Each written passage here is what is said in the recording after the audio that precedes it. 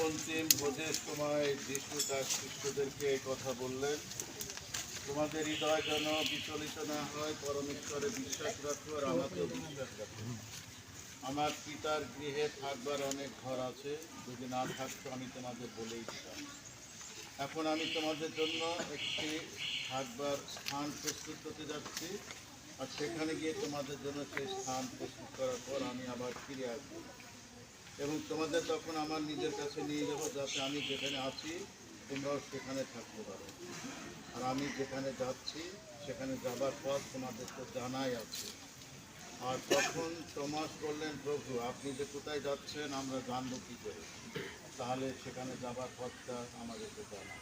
যিশু উত্তর দিলেন, আমি পথ, আমি সত্য, আমি জীবন। আমার মধ্যে দিয়ে না গেলে কেউ পিতার কাছে যেতে পারে না। প্রভুর মঙ্গল।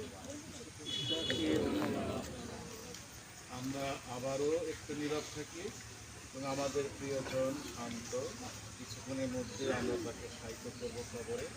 তারপরও আমরা যেটুকু সময় পাচ্ছি তার হয়ে তার আত্মার কল্যাণে আন্তরিকভাবে সবাই হৃদয় দিয়ে ঈশ্বরের কাছে নীরবে একটু প্রার্থনা করি।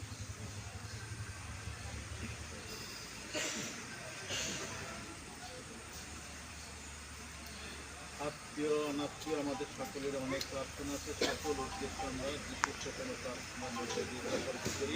প্রভুর প্রার্থনা,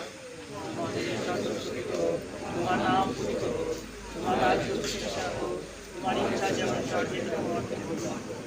আমাদের দৈনিক অন্ন আমাদের দাও, এবং আমরা চাই যেমনি তুমিও আমাকে অপরাধ করো। বন্দনা। প্রণাম মারিয়া, প্রসাদ পূর্ণা, তোমার সহায়, তুমি নারীকে ধন্যা, তোমার গর্ভে হে পুণ্যময়ী মারিয়া, ঈশ্বরের জন্য